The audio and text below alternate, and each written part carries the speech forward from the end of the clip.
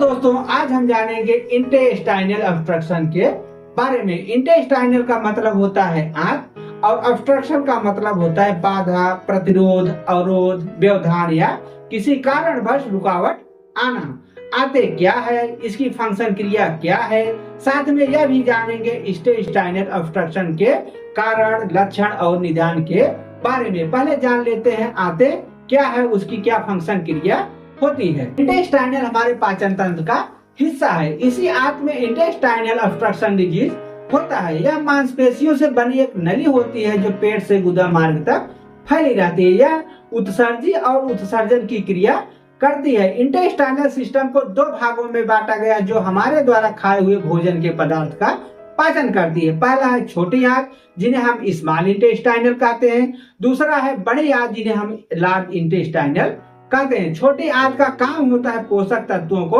अवशोषित करके वाहिनी नलिकाओं तक पहुंचाना। आपको यहाँ एक चीज क्लियर कर दूं, जब तक भोजन आपकी छोटी आंत में पहुंचता है तब तक यह आपके पेट द्वारा टूटकर तरल में बदल जाता है। भोजन से मिलने वाले सभी पोषक तत्वों को छोटी आंत रक्त प्रवाह में अवशोषित करती है। छोटी आंत की अंदर की सतह की दीवारें पाचन रस व एंजाइम बनाती है जो ऐसा करने के लिए यकृत और अग्नाशय से एंजाइम के साथ मिलकर काम करते हैं। इसमें कुछ भाग और एंजाइम होते हैं जो हमारे पोषक तत्वों को ग्रहण करने में मदद करते हैं, जैसे ड्यूडेनम। ड्यूडेनम छोटी आंत का वह हिस्सा है जो आपके पेट से पाइलोरस के माध्यम से अधपचा हुआ भोजन लेता है। पाइलोरस पेट का वह हिस्सा होता है जो छोटी आंत से जुड़ता है और पाचन प्रक्रिया को जारी रखने के लिए ड्यूडेनम यकृत, अग्नाशय और पित्त का भी उपयोग करता है। फिर दे देता है जेजुनम को। जेजुनम भोजन के पदार्थ को पचाने में मदद के साथ साथ पोषक तत्वों को ग्रहण करता है। जेजुनम छोटी आंत का मध्य भाग होता है जो खाए हुए पदार्थ को तरंग जैसी मांसपेशी संकुचन के साथ साथ इलियम की ओर भेजती है। यही इलियम छोटी आंत का आखिरी हिस्सा है जो हमारे द्वारा खाए हुए पदार्थ का अधिकांश पोषक तत्व बड़ी आंतों में खाली होने से पहले अवशोषित होते हैं। छोटी आंत की अंदरूनी सतह पर कोशिकाएं होती है जो हमारे पाचन पदार्थ को आगे बढ़ाने और पाचन प्रक्रिया में मदद करते हैं। छोटी आंत की अंदरूनी सतह गोलाकार फोल्ड में बदली रहती है। म्यूकोसल कोल्ड या श्लेष्मिक तह यह न केवल सतह क्षेत्र को बढ़ाता है बल्कि आंत के माध्यम से पचने वाले भोजन के पदार्थ के प्रवाह को नियंत्रण भी करने में मदद करता है। बिली ये तह अनेक छोटे उभार बनाती है जो आपकी छोटी आंत या लुमेन के अंदर खुले स्थान से बाहर की ओर निकली रहती है तथा उन कोशिकाओं से ढकी रहती है जो वहां से गुजरने वाले भोजन पदार्थ से पोषक तत्वों को ग्रहण करने में मदद करती है। फिर है आपका माइक्रोबिली।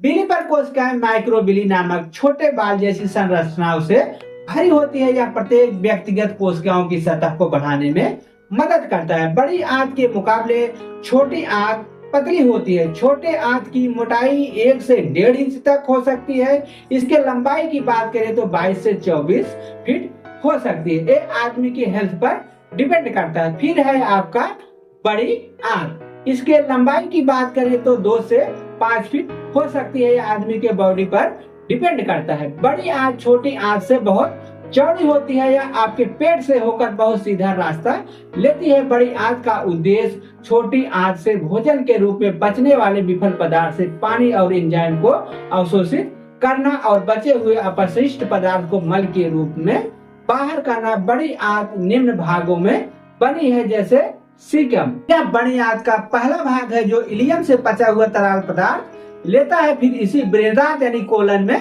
पहुंचाता है। कोलन यह बड़ी आंत का मुख्य भाग है जो पचने में विफल पदार्थ को पचाता है। कोलन के 4 भाग है लेकिन कार्य सबका एक ही है, मलाशय तक मल को पहुंचाना। कोलन का पहला भाग यह अंदरूनी सतह की मांसपेशियों के संकुचन का उपयोग करते हुए कोलन के अपचित मलबे को सीकम से ऊपर की ओर धकेल कर यकृत के दाहिने निचले सिरे के ठीक नीचे स्थित स्थान पर पहुंचा देता है। फिर कोलन के दूसरे भाग से होकर आपके सामने उदर की दीवार के पास आपके पेट के ठीक नीचे बाएं से दाएं की ओर ढकेलता है। तीसरा भाग आपकी सामग्री को पेट के ठीक पास से ढकेलता है जिन्हें हम तिल्ली या प्लीहा कहते हैं। आपके पेट के निचले बाएं हिस्से तक यह पहुंचाता है। कोलन का चौथा भाग यस आकार की लंबाई आपकी छोटी आंत की कुंडलियों के बीच अंदर की ओर मूर्ति है जिसे हम पाचन तंत्र का अंतिम भाग जिन्हें हम मलाशय कहते हैं। जो बचा हुआ मल यही जमा होता है उस समय या आपके गुदा के माध्यम से खाली होने के लिए तैयार होता है, जब तक आप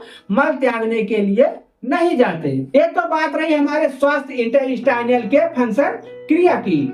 लेकिन जब हम कम पानी पीते हैं या दूध से बने खाद्य पदार्थ, पनीर, दूध, मीट, तैलीय या मसालेदार भोजन का अधिक सेवन करने लगते हैं तो आंत संबंधी बीमारियां होने लगती है, जैसे बवासीर, मल त्याग का समय होना, मलाशय में दर्द, कब्ज इत्यादि रोग होने लगते हैं। इसलिए हमें पाचन तंत्र के समुचित कार्य के लिए पानी बहुत महत्वपूर्ण है। यह भोजन को तोड़ने के साथ साथ पोषक तत्वों को तेजी से ग्रहण या अवशोषण करने में मदद करता है और कब्ज को भी कम करता है। इसलिए पानी के साथ साथ तरल चीजों का ज्यादा से ज्यादा खाद्य पदार्थों में शामिल करना चाहिए। पहली बात करेंगे इंटेस्टाइनल ऑब्स्ट्रक्शन या बॉवेल ऑब्स्ट्रक्शन के बारे में। इंटेस्टाइनल ऑब्स्ट्रक्शन यह एक प्रकार की गैस्ट्रोइंटेस्टाइनल ट्रैक्ट है। गैस्ट्रोइंटेस्टाइनल ट्रैक्ट का मतलब पाचन संबंधी नली, जो स्मॉल और लार्ज इंटेस्टाइनल की बीमारी है। यह छोटी और बड़ी आंत के अंदर थोड़ी या पूरी तरह से ब्लॉकेज हो जाता है।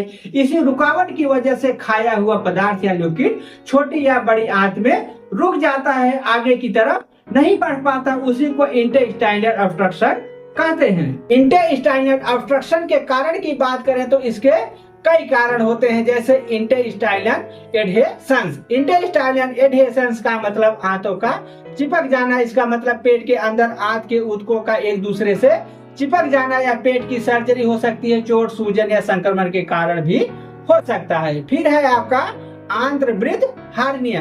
आंत की हार्निया कारण तब बनती है जब आंतों में वसा युक्त ऊतक का हिस्सा पेट की दीवार में कमजोर मांसपेशियों और संयोजी ऊतक से होकर बाहर निकल आती है, जिससे फूड या लिक्विड आगे नहीं बढ़ पाता है। फिर है आपका बल्बुलस। इसका मतलब मरोड़ आ जाना। यह कारण तब बनता है जब आंत का एक हिस्सा अपने आप घूम जाता है या मुड़ जाता है, जिससे फूड आगे नहीं बढ़ पाता है। फिर है आपका ल्यूमिनल ऑब्स्ट्रक्शन। ल्यूमिनल ऑब्स्ट्रक्शन का मतलब आंत के ल्यूमेन में संकुचन या रुकावट। ल्यूमिनल ऑब्स्ट्रक्शन या आंतों के माध्यम से भोजन, पानी, पाचन स्राव और गैस के मार्ग को रोक देता है। फिर है आपका कैंसर या ट्यूमर, जैसे एड्नोकार्सिनोमा, लिम्फोमा, कोलोरेक्टल या बाउल कैंसर, सरकोमा और कार्सिनॉइड ट्यूमर। ये भी इंटेस्टाइनल ऑब्स्ट्रक्शन के कारण हो सकते हैं। फिर है आपका फैकल इंफेक्शन।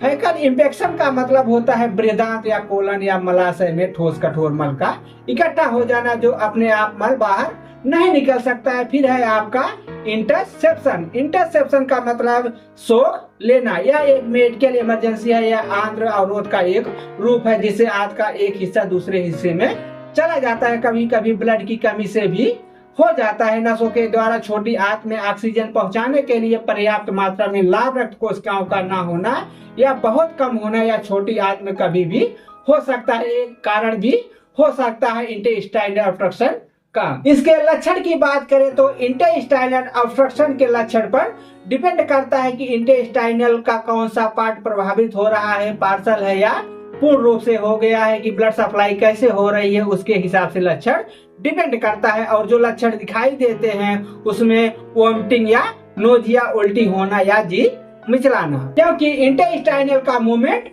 आगे की तरफ होता है। आंत के ऑब्स्ट्रक्शन की वजह से लिक्विड या फूड आगे की तरफ नहीं बढ़ पाएगा और मूवमेंट बैकअप होगा, जिससे उल्टी होना और जी मिचलाना जैसे लक्षण दिखाई दे सकते हैं। फिर है आपका एब्डोमिनल पेन, यानी पेट में दर्द होना या फिर क्रैम्पी पेन हो सकता है। क्रैम्पी पेन का मतलब मरोड़ की तरह दर्द होना, कभी दर्द तेज हो जाना, फिर कभी कभी धीरे धीरे कम हो जाता है। फिर है आपका एब्डोमिनल डिस्टेंशन एंड ब्लोटिंग। रुकावट की वजह से पेट फूला हुआ महसूस हो सकता है। फिर है आपका कॉन्स्टिपेशन, यानी कब्ज की शिकायत हो सकती है। Loss of appetite and weight loss, भूख की कमी हो सकती है और भूख की कमी की वजह से वजन भी कम हो सकता है। फिर है आपका inability to pass gas, gas भी नहीं पास हो पाएगी और डिहाइड्रेशन हो सकता है। फिर है आपका फीवर, फीवर भी इंटेस्टाइनल ऑब्स्ट्रक्शन में हो सकता है। अगर सर्जिकल इमरजेंसी है तो इसकी कोई औसत चिकित्सा नहीं है, आपको ऑपरेशन ही करवाना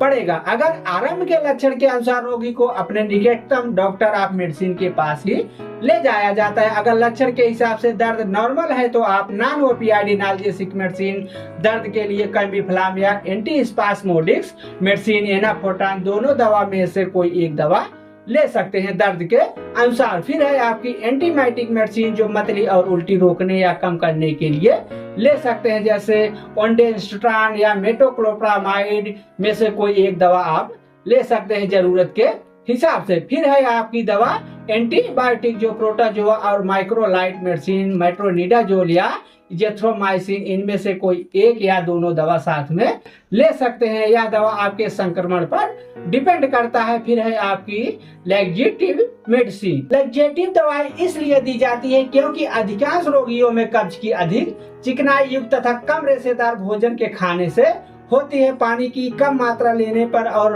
व्यायाम के अभाव में आंत्रगति धीमी हो जाती है। इसी इंटेस्टाइनल की गति को बढ़ाने के लिए डोल्कोफ्लेक्स या क्रेमाफिन प्लस लैक्सेटिव दवाएं ली जाती है। यह दवा आंतों को चिकनाई देकर और मल को नरम करके काम करती है, जो पेट में एसिड की मात्रा को कम करने के साथ साथ इंटेस्टाइनल की मांसपेशियों की गति को बढ़ाकर काम करता है, जिससे मल त्यागते समय परेशानी नहीं होती है। इन दवाओं में से किसी एक दवा का इस्तेमाल एक निर्धारित समय के साथ करना चाहिए। टैबलेट ले रहे हैं तो 1 से 2 टैबलेट, अगर सिर्फ ले रहे हैं तो 10 से 15 ml या जरूरत के हिसाब से आप इसको ले सकते हैं। फिर है आपका एनीमिया। एनीमिया आंतों को साफ करने वाला पहलू है, जिसमें कई लोग इसकी प्रक्रियाओं, आंत साफ करने वाले गुणों और अन्य चीजों से सहमत हैं। एनीमिया क्रिया आपके रक्त परिसंचरण में सुधार करके ऊर्जा बढ़ाती है और अनिद्रा से राहत प्रदान करती है। एनीमिया एक फायदा यह है कि यह एक सुरक्षित प्रक्रिया है, जिसे आप अपने घर में